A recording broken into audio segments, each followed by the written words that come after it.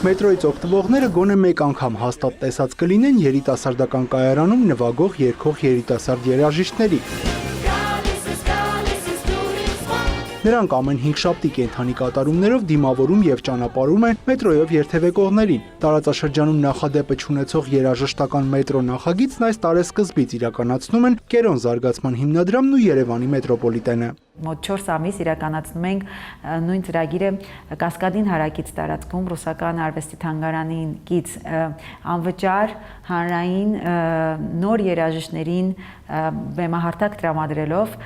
բացօթյա համերգներ էինք ամբողջ ամառ իրականացնում եւ երբ սեզոնը սեպտեմբերի վերջ կարծես փակվում էր եւ օրերը ցրտում էին, բայց հանրության կողմից այնքան էր սիրվել այս ֆորմատը, մենք որոշեցինք թիմով սկսեցինք մտածել, որտեղ կարելի է հանրային, անվճար եւ ոչ ցուրտ պայմաններում անցկացնել այս ֆորմատը։ Քանի որ մետրոպոլիտենը մշակութային կառույց էր եւ օրական 70-ից 80,000, 90,000 մինչեւ օրը փոխադրումներ կար, ես համաձայնություն տվեցի իմ կողմից, որպեսզի իրենք նմանատիպ երաժշտական ծրագրեր լինի, ասենք պայմանավորվածություն եղավ սենց, որ ամեն 5 շաբթի, այդտեղ պետքա ժամը 18:30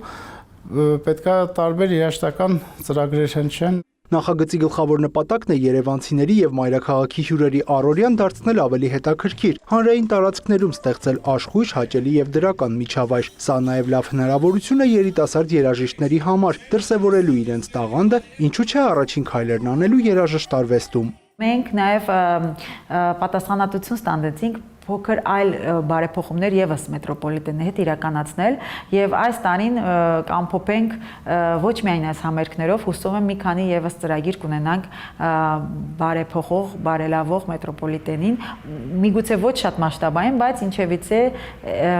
նույնպես նպաստող մետրոպոլիտենի զարգացմանը եւ բարելավմանը։ Երաժշտական մետրոյի նախաձեռնողներն այցելուներին հաճախ նաեւ անակնկալներ են մատուցում։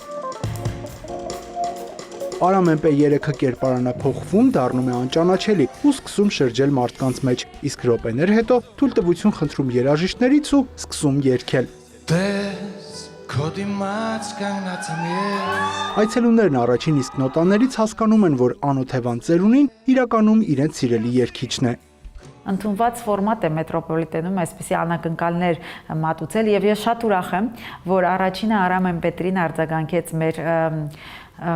ինչ ասեմ, մեր պրոյեկտին, շատ փոքրիկ, բայց ջերմություն մտցրեց մեր քաղաքում։ Պրոստը գար որպես Արամ MP3